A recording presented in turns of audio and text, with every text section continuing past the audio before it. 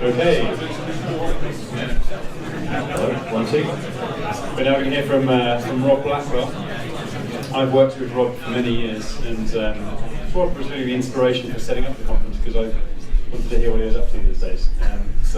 Because he gets to work on interesting, cool stuff, and I'd like to hear more about it. So, please, Rob. Thank you very much. So I'm just a humble PhD student, but up until a couple of years ago, I was a software developer, come architect, come consultant, I suppose.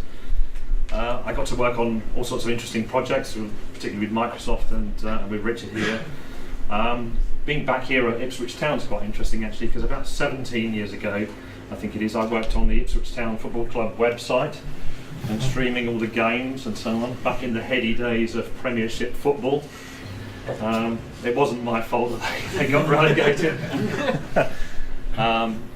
So just a regular software developer really, and then a couple of years ago this happened. And then shortly after that this happened, and then a little bit later this happened. So I've been really fortunate over the last few years and got to do some quite interesting things, and I wanted to share some of that with you really. So the most amusing thing really was I got to go down to Antarctica. It's pretty amazing with the British Antarctic Survey. So for somebody like me at sort of my stage of life, I thought that was quite cool. RAF Brize Norton on a Wednesday night, military plane down to Ascension to the Falkland Islands, and then I joined the RRS James Clark Ross here, the ship, and did a 6-week tour, which took in visiting Rothera on the Antarctic Peninsula there. This is me doing an experiment on the ship, so this is a thing called an expendable bathythermograph. So about every hour I had to go out onto the back of the ship, set this thing up, fire it, and it measures temperature and salinity in the ocean, and come back indoors again, take all the gear off. It actually takes longer to put the gear on. I mean here's quite pleasant weather, but you can imagine in the Southern Ocean there's quite unpleasant weather. Actually takes more time to put the equipment on than it does to go do the experiment. But anyway, so I still write a lot of software, and I wanted to share some of that with you really. Obviously there's a lot of people doing scientific computing at the British Antarctic Survey. Most of them are much cleverer than I am, so I don't necessarily speak for them. But I picked 10 things that I thought might be interesting about scientific computing, particularly for somebody who's going to come from a enterprise software background. So hopefully you'll find those interesting. So the first observation is that big data is not the big problem. So that's not to say that big data is not a problem, but it's not the big problem for me. So these days I'm interested in this little thing here. So this is an Antarctic krill. These things are typically about 4 centimetres long, although they can grow to 6 centimetres. And they're really interesting actually, because we think there's about 379 million tonnes of these things in the Southern Ocean. We don't really know. But it's a cornerstone, keystone kind of species really, because everything else in the Southern Ocean is quite dependent upon it. When you think about penguins, whales and seals, they all wind up feeding on this thing, so it's a key part of the food chain. And with climate change and ocean acidification, this thing's under quite a lot of threat, so we'd like to know much more about its behaviour, and we don't know very much about it. The other threat really is fishing. So we actually send fishing vessels down, so factory boats go down now, hoover these things out of the water, freeze them immediately, and then if you go into a high street chemist these days, you can buy krill oil. It's red krill oil in a packet, very rich in omega-3 oils, and this is an increasing kind of trend. Also, there's a big demand for these things to feed them to fish. So a lot of the fish that we're now eating actually comes out of fish farms, and so you need something to feed the fish, and this is the guy that gets fed to the fish. So he has a pretty rough time in life. The other thing that happened really back in 2016, there was a big population collapse of penguins on Cuvier Island, So actually all of the penguin chicks, or nearly all of the Gentoo penguin chicks, just starved to death that year, and we really don't know why. Was it overfishing? Was it, just a bad krill year? Don't know. So we'd like to find out more about that. So the problem really is that I'm looking to find out some more information about this guy. He's 4 or 6 centimetres long, and we're searching an ocean that's about 20 million square kilometres. So big data's not the big problem. Getting enough data to make useful judgments is the real problem. So how do we do that? The main way that we do that is with acoustic surveys. So we send the ship down once a year, typically find a survey box. So this is the Western Port box here off of South Georgia. The ship goes up and down with an echo sounder, and the echo sounder sends out a ping, does that about every 2 seconds, and then we see what acoustic response we get, so what's the reflected signal there, and we plot that every couple of seconds, and we can end up with pictures like this. So this is an echogram here. So by looking at the frequency response that we get back from those acoustics, we can start to kind of find out what's in the water. So now I'm studying an animal that's 6 centimetres long in 20 million kilometres, and I get to do that for just 4 days a year when the ship goes down. So it is a huge problem, and a very difficult problem. So acoustic surveys is great, but how do we know that that thing that we've drawn there in the echogram is really a krill swarm? It could be anything in the water. So one of the things we have to do is to try to ground truth that data. So the other part to this is net sampling. So we actually go fishing, put a net in the water, and pull this stuff up. And the big problem with this is that a lot of these animals are really delicate. So Antarctic krill is not too bad, but some of the other fish that we see are very beautiful, delicate, jelly-like animals. And when you drag them up and you start looking at them, they just look like a load of snot. They really don't. They don't preserve features. But you can start to sort of see whether what you saw in the sonar picture is actually what you pulled out. But of course, fish move as well, so it's a very hit and miss kind of game. So I got involved in some of this science of my kind of new role as a trainee scientist, and they let me loose on this sort of picking through the snot of the ocean here with a pair of tweezers for hours and hours. It turned out I wasn't very good at it actually. Even when I put my glasses on, one piece of snot looked very much like another piece of snot. But there are people who spend hours and hours, typically through the night, which is usually when you're fishing, doing that to just kind of give you the data to see whether the echo sounder data is actually accurate. So the thing that I'm really interested in, and as a sort of computer guy, why am I here doing this kind of stuff? I'm not so interested really in the biology. I'm much more interested in some of the tech that's being used, and the biology is a good excuse to get involved in these things. So I'm particularly interested in marine autonomous vehicles, which is a kind of new angle on how do we measure this stuff. So if you imagine that we've got the ship down there and it's only really engaged in looking for krill for 4 days out of the year, wouldn't it be great if we could get some robots out there that are also looking for krill? And if we could do that and had long enough battery life, then these things could be out for very long periods of time. We'd collect much more data. We could do that over a much bigger spatial area, but we could also do that over a longer time period. The other problem with the ship is you can only really send it down during the summer, or the austral summer, so our winter, because it's too rough. The Southern Ocean is one of the most inhospitable environments that you could possibly imagine. And it turns out that the UK is actually really good at this kind of stuff. Some great companies and things going on. So Autonaut is one of the most advanced vessels there's a surface vessel here, and you can put this thing out. These things have been out for months at a time. They have solar panels on the top, so they can continue to recharge. And so we're experimenting with putting echo sounders on these things and capturing more and more data.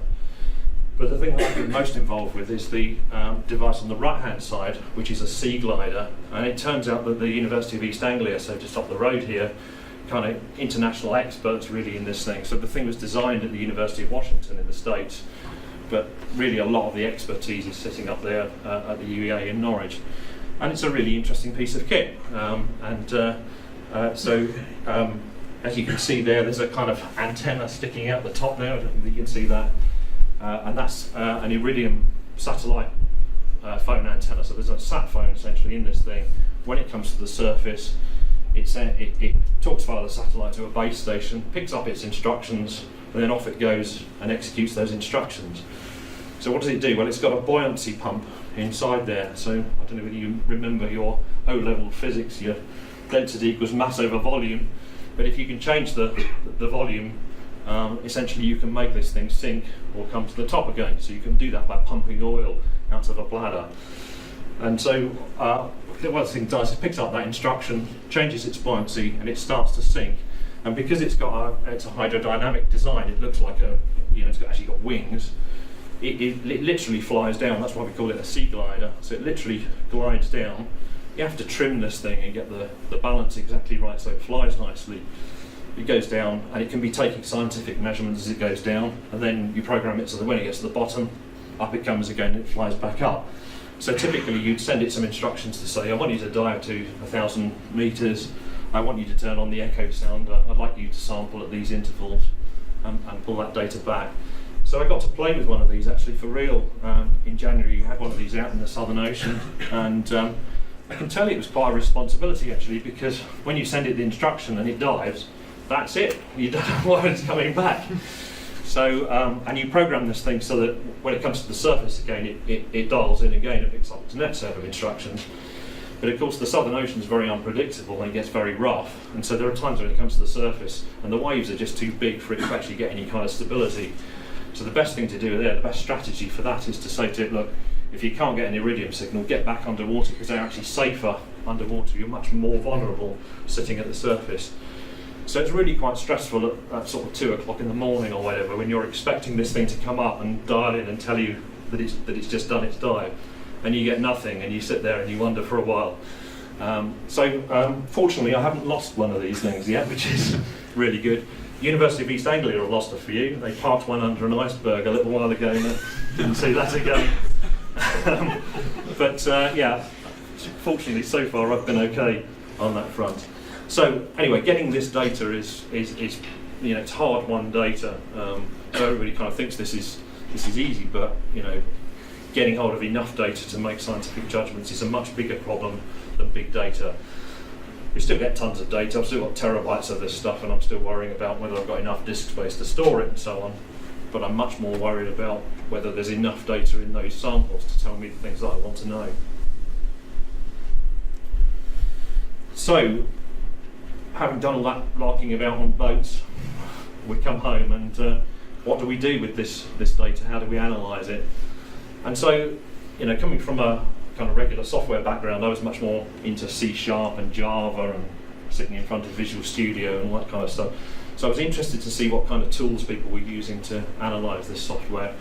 And it's no great surprise that there's Python in there. I think we all know that that's kind of become a scientific computing language. I was really disappointed to see Excel in there, I have to say. I mean, I thought that, having worked with so many people with all these ugly spreadsheets in business, I thought that was confined to big business, but unfortunately I have to report that scientists have ugly spreadsheets too. There's quite a lot of R, which is big on the kind of statistics front. What was surprising to me too is this use of MatLab. So I really didn't think that anybody paid for software development tools anymore. I thought they were all free and open source.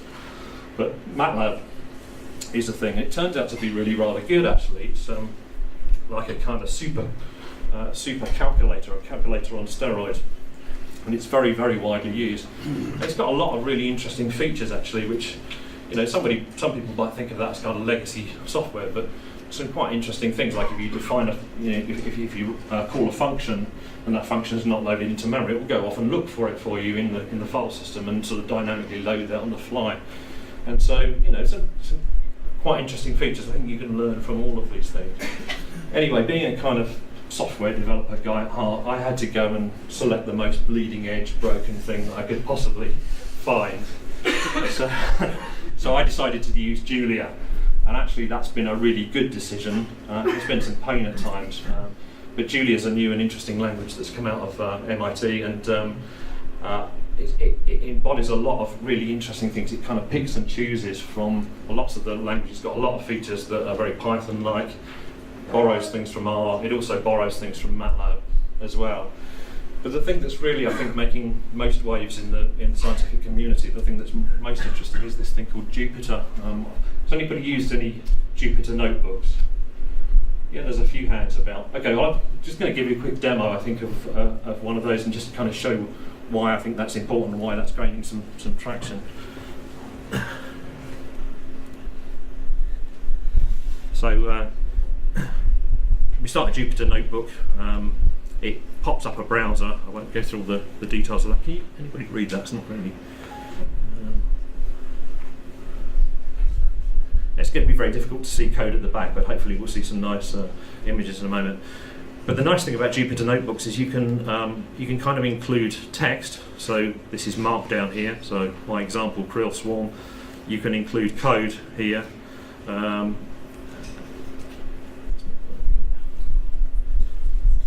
So here I'm including some libraries to do some echo sounder data processing.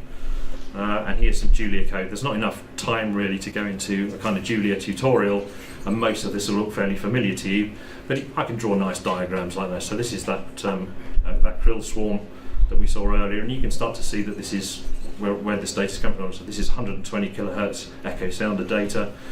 You start to see that I'm here, down here, this red, I'm got a real big problem there with signal to noise ratio. The noise is just kind of overwhelming the signal there, but I do see this nice krill swarm up the top here, and we can kind of zoom in and have a look at some of that stuff. It looks like very much like a strawberry, I think, but that's quite a nice. That's one of our kind of famous krill swarms.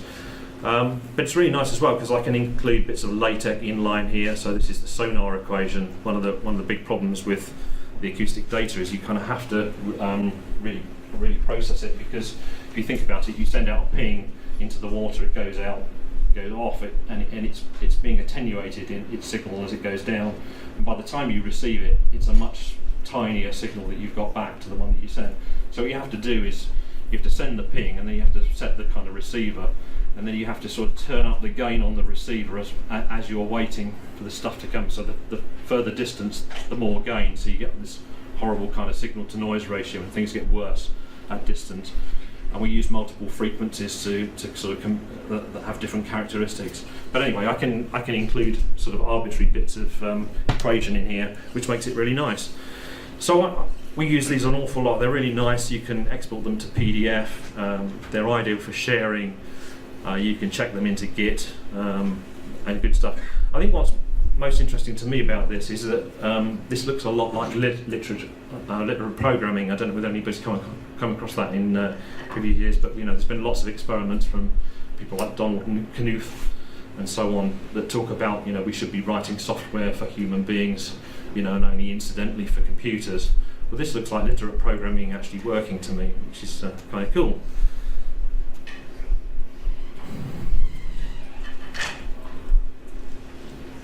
So I think the thing that kind of knits all of these tools together is that they're all very interactive. It's all about kind of instantaneous results. It's can I see a graph? Can I get another view onto this this data? So those are the sorts of tools that we're using. So the next big lesson I've had to learn in science is using linear algebra and not loops. So that top loop there, you probably can't see that in the back, but that says for marine customers do stuff. I wonder how many times I've written that loop in my career. I suspect that many of you can empathise with that. And sort of following on from that, those of us who graduated from ZX81s and BBC Micros, 10 print hello, 20 go to 10, loops are kind of ingrained in the way we think about things. And this would be probably a couple of years ago, this would probably be the way that I'd add a couple of arrays together. For each row in my array, for each column, add those things together. This kind of approach and these loops are absolutely frowned upon in scientific computing, and thou shalt not write a loop. So what do we do instead, and why do we do it? So this is going to be a bit interesting microphone-wise. I'm going to have to put the microphone over for you. Thank you. So, thank you. That's all right. Got a use. I'm just going to see if we can't do this on the fly. So let's declare a couple of arrays just to give you. It's really simple stuff. It's not time for a full-blown demo. But there's an array there. It's a two-dimensional array called A. Let's define another one.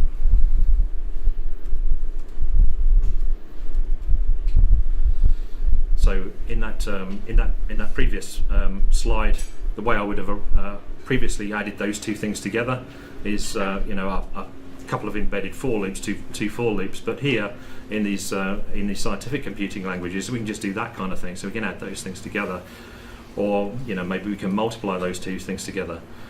Unfortunately, that's not what we wanted. A times B is actually matrix multiplication, but I can do A dot star B. And that gives me the result that I actually wanted. So why would I be interested in that? Why does scientific computing kind of make me think that way? Well, the answer really is just about performance and speed. And so if you think about kind of modern architectures, modern processes, they all use this kind of principle of single instruction, multiple data. So if you're running an add instruction, actually you don't just have to add two numbers together at the same time. You can actually pass lumps of data to that, and you can get that add done in one compute cycle. So if you can sort of codify these, if you can tell the compiler about these multiple data operations that you want to do, you can get massive speed up, and it really is quite significant. And also, when you think about scientific data, it's all like this. That's just an image, isn't it? It's just a bunch of pixels that with grayscale. That's just an echogram. That's just a neural network. A lot of these scientific computing data structures are just arrays. So if you can kind of treat them in this way, you can get that amazing speed up. The other thing that's really nice about Julia is that because you can hack around with the macro system, you can actually start to retarget bits of code on the fly. So one of the nice things that the Julia community are able to do is to take lumps of code like this and say, shit, I want to run that on a GPU. And so you can just take regular bits of Julia code and compile them down and run them on a GPU as well. And of course a GPU, a graphics programming unit, a graphics card these days, yeah, you might want to use it for playing games, but you might want to use it for manipulating very large arrays as well. So it turned out to be really useful.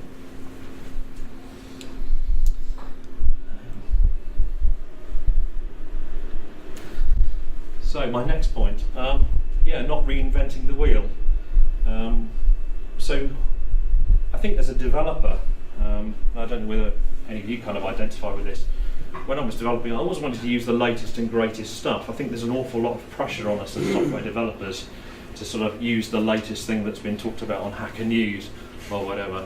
And how many of us are updating our package systems all the time? Apt-get update and npm update. I mean, how often do you do that? Is it really necessary? Daily. Yeah, daily. The big surprise in science is that a lot of scientists just don't care about that stuff. And in fact, if you say, well, I'm using this Julia stuff, it's that sounds a bit new and a bit dodgy. Not reinventing the wheel. This is a railway wheel, by the way. So this is a couple of my colleagues that, just deploying a mooring here, and it turns out a railway wheel dropped on the seabed with a mooring attached to it is a good way, old school way of attaching a mooring. So you'd put this thing down, and you might have some sediment traps, and you might have some echo sounders in line. You'd leave that mooring out for a year, and you'd come back again next year, pull off the scientific equipment, gather the data, and so on. So the surprise in science really is some of the tooling is not leading edge. There's a whole lot of use of Fortran. I mean, really lots of Fortran, particularly in climate science, meteorological studies as well. And they don't look at that and say this is a legacy code problem. It's not legacy software to them at all. They're starting brand new projects in Fortran all the time. It's just a different attitude. It's a tool that works. Well, there's no embarrassment about that. In software, a lot of developers that we talk to can get very embarrassed. How often do you hear somebody say, well, I just built this interface, I only used a bit of HTML and jQuery, I probably should have done it in Angular or Ember or whatever the latest framework is. View. Is it? Sorry, I'm 2 years out of date already. My career's over. Yeah, so I think we should question our tools and whether we really need to be bleeding edge. The other thing that's really interesting about the scientists is that the development tools don't get updated all the time. What typically happens is they get a new PC, they install all the development tools, and then that's it for the lifetime of that PC, that Mac or whatever. Those development tools stay. And particularly with regard to MatLab, that means that there's just hundreds and hundreds of different versions out there. And for me as a developer, that's been really frustrating because, my professor might say, send me the code you're working on, and I'll have the latest and greatest version of MatLab or whatever, and I'll build this thing and use all the new features, and then send it in, and you can't run that, and then you sort of you might upgrade a machine or whatever. So you're constantly sort of backporting and forward porting code to get it to run on individuals' machines. And the truth is, with a lot of these scientists, they really don't care. As long as they've got a working environment, an environment that gave them enough to write their last paper to get their last lot of results, they don't care about sort of latest and greatest stuff. So yeah, just thought that was interesting. So this is a lesson that I just seem to have to learn over and over again in my career. Can anybody tell me what the first rule of optimization is? Don't do it. Thank you. So the first rule of optimization is don't do it. What's the second rule of optimization? Don't do it yet. Absolutely right. So bonus points. Can somebody tell me whose rules they are? Who said that? Bonus points. Richard? I've no idea. It was actually Michael Jackson. But not Michael Jackson, moonwalk Michael Jackson, the other Michael Jackson. So I find this problem over and over because I'm writing software. Some of the software that I'm writing might take 20 or 30 hours to run. So the temptation to get in there and just sort of start to hack is huge. And despite the fact that I'm saying don't do it, I just want to show you a sort of quick bit of code there, because Julia makes this really easy, too easy in my view, to get in and start mucking around.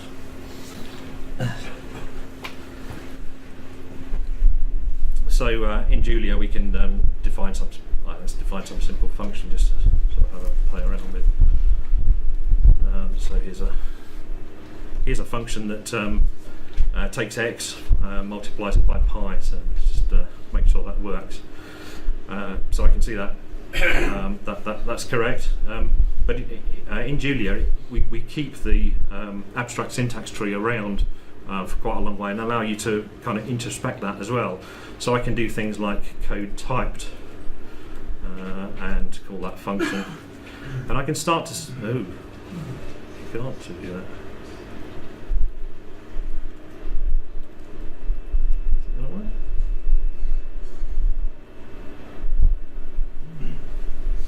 It's not working. Oh, The demo gods. the demo gods are going wrong. The wrong version. Probably the wrong version. They probably changed the compiler yesterday without telling me. Yeah. That's it weird, isn't it? Let's just see whether I'm just being stupid. Something's gone really. Oh, never mind.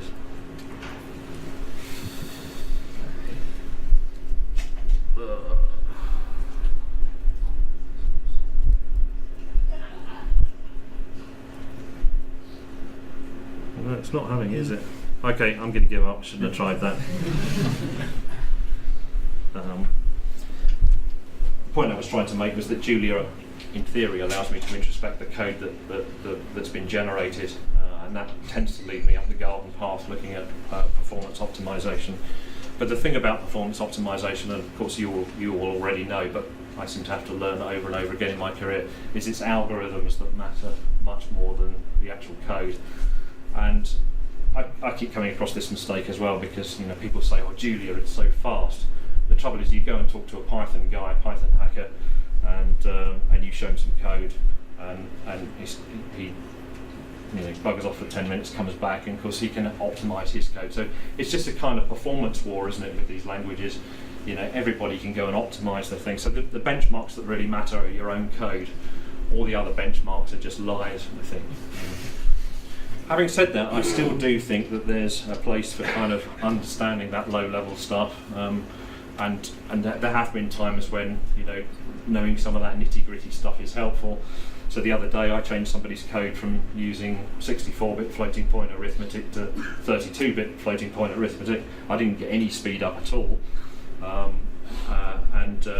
I didn't expect to, but I did save them half of their disk space, which was, you know, some numbers of terabytes, so that was kind of worth doing. This is me down in the engine room on the James Clark Ross, by the way. They sent me down to put some more coal on the fire.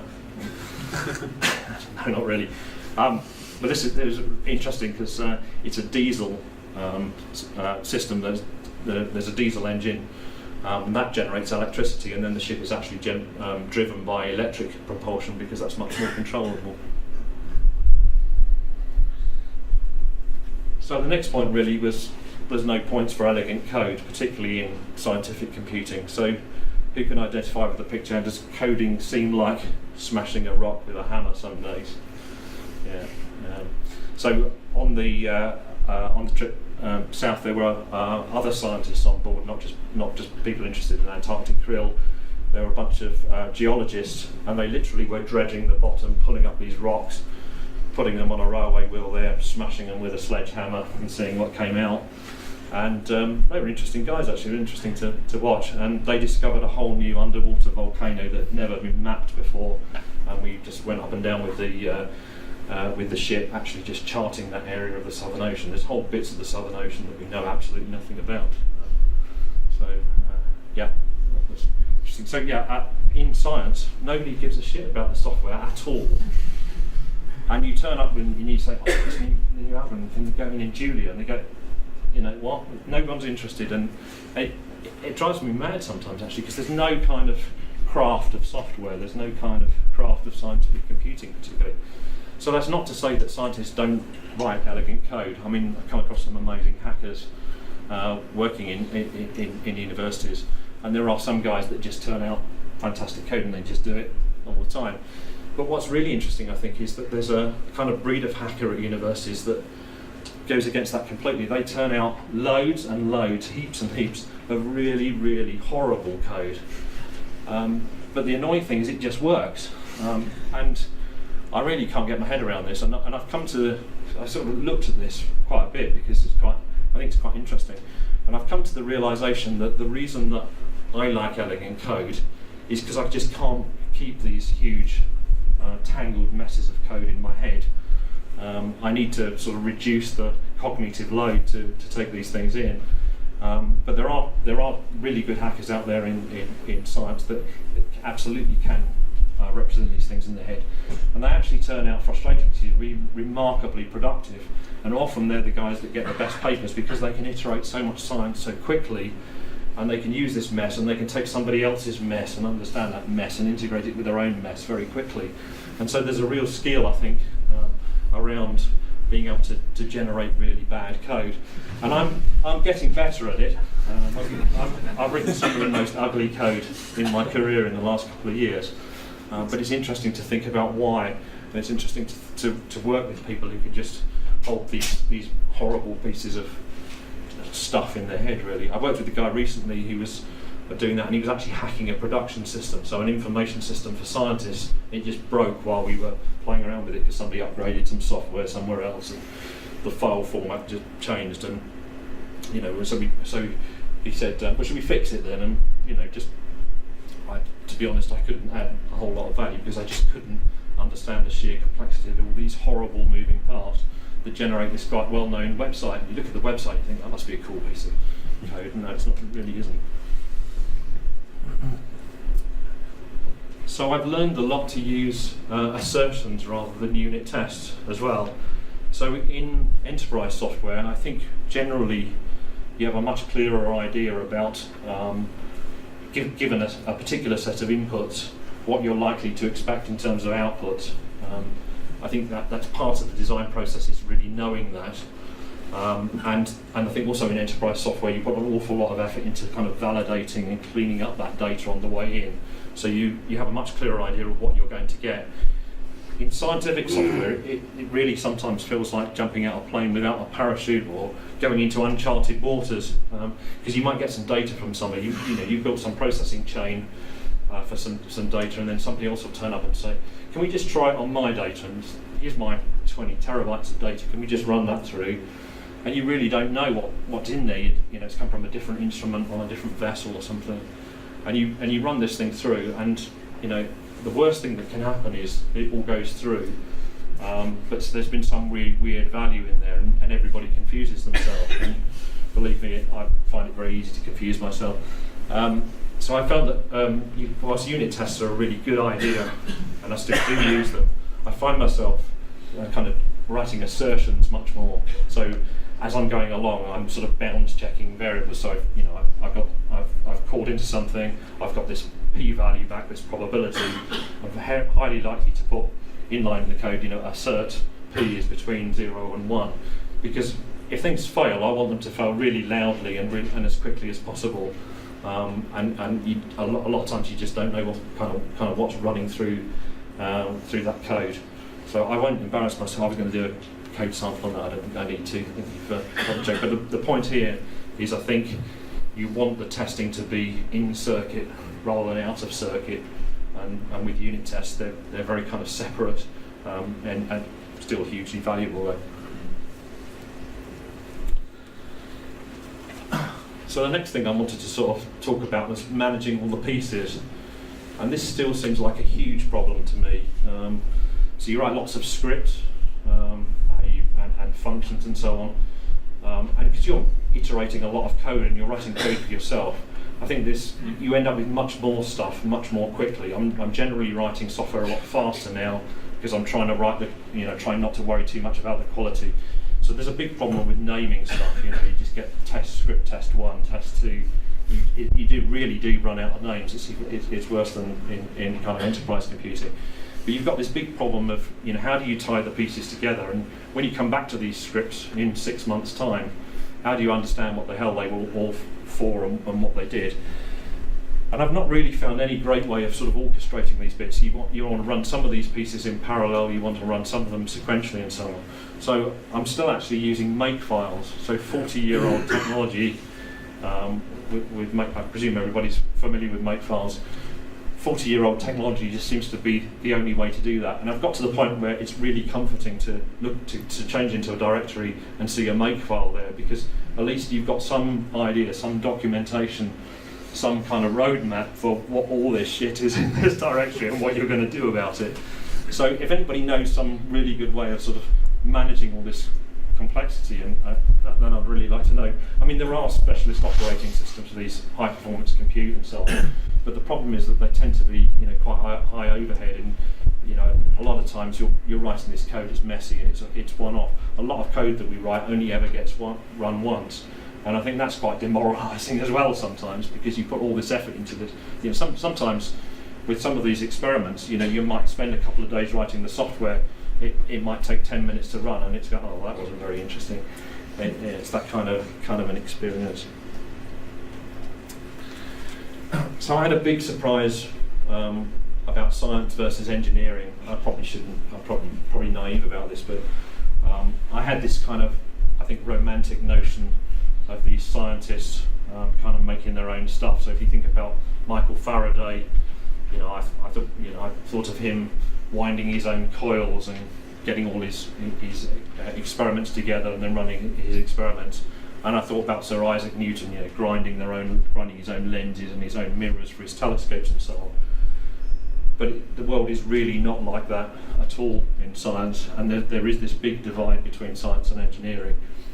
And I get it in the neck an awful lot, because the overriding feedback I get time and time again is, Rob, you're worrying too much about the engineering and not enough about the science. And I suppose you can't undo a career, but I was really hoping to sort of bridge the gap between these two things, and that's still kind of an objective of mine. But when you think about the difference between science and engineering, science is about experimentation and about sort of trying to get answers very quickly. So you want to do that in high-level languages, probably dynamic languages, Python or R. engineering is much more concerned with delivering these things and getting these results out there and getting them used. So what I see time and time again, particularly in marine science, is somebody will build a prototype in Python, or they'll write a paper showing some principle. Wouldn't it be great if we used ocean gliders to do blah blah blah? And then somebody's going to have to actually go away and completely re-engineer that software in C and C++, usually, to make that map. There's usually there's such a big performance discrepancy generally between these languages that's a problem, and the kinds of concerns that you have in terms of engineering versus science are very different as well. So I'm still fighting this battle. I'm still trying to sort of see whether I can be a scientist and an engineer. I keep getting told that I need to sort of choose. I suspect that I will choose at some point, and I suspect I'll probably choose engineering and get back to hacking code again, because to be honest, that's the fun bit. I've had quite a lot of fun playing around with trying to use the same code. So the same code that you saw that's drawing echograms and so on in the browser in the Jupyter Notebook, the same sort of core of that, I'm also running on Raspberry Pi, so I can, with Julia code, I can target ARM systems. So this is an Iridium prototype that's been put together just with the Raspberry Pi there, and I'm absolutely able to use the same code. And yeah, I'm not always there with the performance, but generally I'm within about a factor of 10, I think, of kind of hand-coded C or C++, which I think is pretty good. So quite pleased with that.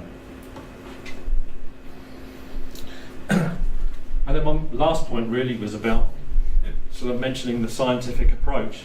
I think, as a developer, I was often very influenced by social media, Hacker News, the latest and greatest, the kind of keeping up with what's new and cool. And I think I've come to really like the scientific approach, this sort of idea of having an experiment, getting some measurements, looking at the observations, trying to take those measurements and those observations and try and make sense of them, building a model, and then if that model fits the experimental data, then you can start to say something about what you've seen, and you've understood and learned something because you can demonstrate that in a model. And I think that has changed the way that I think about software as well. I'm much more keen on measuring stuff now. Not kind of, well, that seemed a bit quicker. We changed that function there, and it looks a bit better now. I think it's much better to actually have these things as being measurable. And so, I think we don't need to worry about.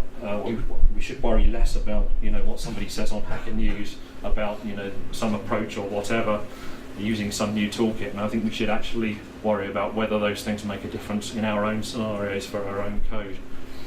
And then the last thing I really want to say about that scientific approach is that I think the scientific literature is much more approachable than I'd expected it to be. Now, that's not always the case, but years ago, if you wanted to try and find a scientific paper, it was actually really difficult. You had to sort of really be part of a university library or something to be able to just get access to this material. But these days, Google Scholar and so on, you can get this material. And to be honest, I'm trying to read much more of this scientific literature and much less of this blog post stuff. There's a big place for blog posts, but people are always opinionated, and you think a lot of blog posts really are fake news. There's always a political agenda there, and if you want to get to the heart of these things, then just going and finding a scientific paper is often a good thing to do. So just for the hell of it, so let's just do that for a second. So, Google's best friend. Google has got Google Scholar, and there are lots of other services, but let's just go and have a look at this. And I don't know whether I didn't used to use this sort of stuff very much, but there's a completely separate area of Google called Google Scholar, and you can type in, some experience. So here we're looking at, I've searched for Shannon and his theory of communication, so we'll click through and have a look at that, or not. Yeah, and hopefully down here. So there's a really old paper from 1949 or something, but I find some of these papers really, really nice. They're almost poetic, and the clarity with which some of these people talk is really good. So look at this here. So this is a famous paper on communications theory, and here we go. The fundamental problem. Can't see that, sorry. So Shannon says in his paper, the fundamental problem of communication is that of reproducing at one point, either exactly or approximately, a message selected at another point. Well, that's a lot of what we're doing day in, day out, isn't it, in software. You know, you want to put something into a database, that's a communication system. We're sending something over the web, it's a communication system. So these guys back in, you know, in this case 1949 I think it is, had all this stuff worked out. And I think, you know, they have really nice diagrams like this as well, where, you know, they very succinctly describe what it means to be an information system. You know, there's an information source, there's a destination, there can be noise on the channel. And so often I think we kind of do reinvent the wheel in rethinking these things, but a lot of the scientific literature lays down a lot of this kind of base level stuff that is really interesting to kind of go back to at times and to sort of use to help frame the arguments for the new things that we're doing as well. So I'd commend the scientific literature to you and say, okay, you know, there's some really horrid mathematics in there, and there's lots of papers that, you know, probably not going to understand and I don't understand. But there's a lot of really good stuff in there as well, and I wish I'd spent a lot of my career reading more of this and probably less of the blog posts, if I'm honest. So, thank you. Thanks for a really great day. I've really enjoyed today, actually. It's been some great speakers, and thank you.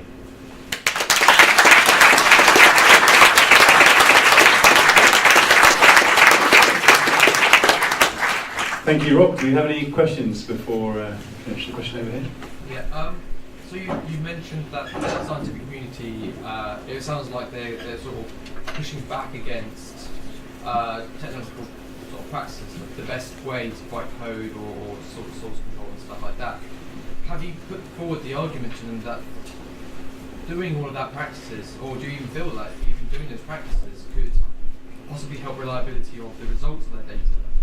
So writing better code, the results they get out of it might actually be better and more reliable than if they wrote messy code. I think, you know, that was probably how I came at the problem, but the reality of it is that I sort of come to this realisation that these are just tools, and there's nothing really special about this. I mean, it's just software. It could be just scientific instruments. It's all the stuff that is used to do science. And so in some ways it's not really any better or worse. And if you've got really smart people who can deal with that, with a sort of level of complexity, do you actually need all this craft? I don't know. I mean, it saddens me to say that, because I still do think that there is a craft of software. I do think that writing really good software does give better results and so on. But I've also seen a lot of very smart people who get around all of that. So one of the key techniques that I see over and over again, and particularly the sort of professor level guys I see do it all the time. Though you put something up, you run through some software, and you can see them scratching their head, and they're just sort of thinking it through. And out will come the calculator, and they'll scratch at the chin for a little while, and they're just working out whether the numbers are the right order or the magnitude. They're able to test these things outside of the software in many cases. The other thing that we'll see them do is synthesize, bits of data. So you turn up with some magic new piece of software, and they would say, well, what would happen if we just put in an array of ones? And they know what that would be. They intuitively kind of know this space. They've got a feel for the mathematics and the kind of shape of the models here. And so, I'd like to think that it was really important, but I think there are other ways of dealing with that, and that's the observation that I'm reporting here, I think. Did they use source code control and repositories, or? There's a mix on that. I would say that the younger folks generally do. So if you talk to a young postdoc, they're absolutely all over Git, and GitHub is part of their scientific CV these days. So they're well into that. I think a lot of those guys are part of our community as well. Frankly, I think that they see that overlap and they get that. The professors and the sort of, if I might say, the sort of older generation, no, absolutely not. It's just, it doesn't matter to them. It's not about sharing stuff. They've got their result. They know their code works. It doesn't matter if somebody else. And so, a lot of the code sharing is, sending it via email. So I'm working with some really amazing folks, and the professor that I'm working with at UEA, he will send me scanned handwritten notes and it will be, I thought about this on the train. Here's just a few notes that might help you, and you just get this sort of page of stuff, and it's quite terse, and there'll be some maths in there that it took him 20 seconds to write, and it takes me 20 days to go and research and understand. But no, I think there's some amazing people, and a lot of what we regard as craft, and because it is craft and it's really important to us and our organisations and the businesses that we run, to them it's sort of incidental, really, I think. Regarding the Seedrider thing, am I right in thinking its only kind of method of control is the bladder that's kind of causing its buoyancy to change? Do you have any kind of control over its trajectory from that? You get to essentially tweak it. So before it goes in the water, it's usually been in a tank up at UEA. It's had some weights applied to it. Its attitude has been looked at and so on. And then when it's out there flying, there are a number of things that you get to tweak, so you can change the flight model. So what you're typically doing is when it comes back to the surface, you get a whole load of data about what the flight model it took. So often when you put it in the water the first time, you find it sort of wobbles down, and so you kind of look up in the data sheets and try and understand what would cause that sort of trajectory, and then you tweak you try a few things, put those new parameters on, see whether you've made it better or worse. So you get a lot of problems with it maybe pitching or rolling, and you do get to control over that flight model. So you can keep it at a kind of roughly the same depth for quite a long time, can you? Or not with that particular device. That device is all about sort of down and up, these sort of V-shaped trajectories. That's because it's just a buoyancy-driven device. There are other gliders that do have propellers on them, and much more like submarines and so on. They're typically more expensive. I'm interested in these sort of cheaper. It's 150 grand or something, but you can see these things becoming a few £1,000s quite quickly. I think we need lots of them, and they need to be really cheap. And so the methods, the mechanical methods there need to be very simple and very reliable, I think. We have a couple of questions. Have you worked on any more engineering-focused projects since? And if so, have your practices changed at all? Have you worked on any more engineering projects since the science stuff? That's a really good question. So the answer is yes, I do still dabble in other engineering things. My practice have changed in the sense that I have a greater desire to measure stuff now. I want to know whether the change I made last time has made a measurable difference rather than a perceived difference. I think I used to be quite content with that looks a bit better, that UI's better now, seems a bit quicker. I think now I want to put a number on that. I want to I think I've realised how often I can fool myself or shoot myself in the foot, and the only way to get around that is to put the numbers on it and the measures and to be able to model these things. And I'm much more interested in observations and doing experiments with the software now to see whether I'm making it better, I think. But that's a really good question. That guy deserves a prize. Okay. Roger, one last question from you. In the 90s and everything, there was obviously a lot of investment in video games and making them as performant as possible. There was this famous piece of code which was called the inverse square root, something like 6 lines of C++ code, but it came out of the need to make graphics run in real time on machines. I guess what I'm asking is, based on, people make do with what they've got, right? So is it your perception that based on the perceived statistic, is there a perceived statistically significant causational correlation between the indifference of the scientific community to optimize their code and the seemingly unquenchable thirst for academics in academia to have supercomputers and now eventually quantum computers?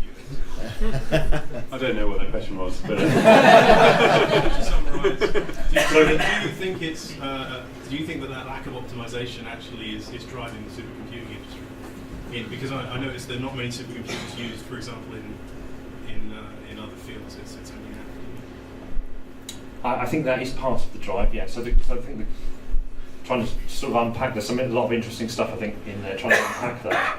A lot of that question is about, are we using supercomputers because we're running really inefficient code? I think is part of that. Or not willing to compromise on accuracy for performance. For example, in the square root scenario, where an exact square root is very expensive for a computer to do, whereas an approximation might still yield some useful results. I think it's impossible to generalise. Certainly, I've seen very inefficient code running on very expensive, high-performance compute platforms. Yeah, absolutely, I've seen that.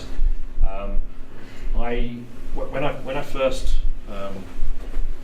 went into university, so I know the first year that I had before I worked on the PhD, I went and did a master's degree. I went to Cranfield University, thoroughly recommend it. I had a great time there because they do a lot of, there's a real mix of science and engineering going on there. And I got to meet lots of people, and I got a bit of a, say name for myself, that's too strong, but I managed to get involved by sticking my nose into other people's projects because I was really interested. And I managed in many cases to speed them up a bit. And I thought at the time that was quite a cool thing to do, and some people liked me for it and thanked me for it. So I worked with some scientists who had this algorithm, and it took them about, I can't remember the exact numbers, it's 20 odd hours to run this thing. I looked at the code, it was on the Microsoft platform, and they just did some stupid things about having stuff in loops that could be taken out of the loop. So I just kind of rejigged this thing and made it run in an hour or something. And so their time to results was much quicker, so they could do more science in a day. So I think that's a case study, and people do have really inefficient code, and we could do better. Having said that, I think the other thing that's really interesting is that there are software guys who have this real big intuition for the maths. And if you have the intuition for the maths, which I don't have but I'm trying to get, then you can start doing exactly what you say. You can start compromising on accuracy because you know where the accuracy counts. So you can start, losing precision and exchanging that for speed. And I found out that there are some computer scientists, particularly at the UEA, who have very strong intuition for that. And so I think they're already optimizing. And I think when you move into the big users of high performance compute, which I think I don't have any data to back this up, but I think they're probably computational fluid dynamics. So the Oracle folks mentioned that. But also climate and meteorological models, I think they're probably the big one. Those are already very, very highly optimized, and the maths behind those and thinking about the accuracy, those things have been thought about very hard already. So I think there's a mixture. Yeah, there are people doing stupid things on high performance compute. I think my first rule of high performance compute is don't use it. And the second rule is don't use it. Yeah, I've resisted the temptation. I do have access to high performance compute, but I've always found that generally I can keep tweaking stuff and it keeps running on my laptop, on my desktop. And if you think about these desktops now, we've got tons of RAM, we've got SSD drives. It's very easy to walk into PC World and get another 4 terabytes and plug it in. So generally, I think that's much easier to do that than, because at the point that you go to high performance compute, you have this big overhead. You've got to upload all your data into that particular cloud, get your result, and download it all again. I'm too impatient for that, I think. Does that answer? Sorry, because it was really. Yeah. I think there's probably a conversation to be had outside of this, because that was an interesting question, but I'm not sure I fully answered it. No, it's a great answer. Okay, we're going to have to wrap it up there, but thank you very much, Rob.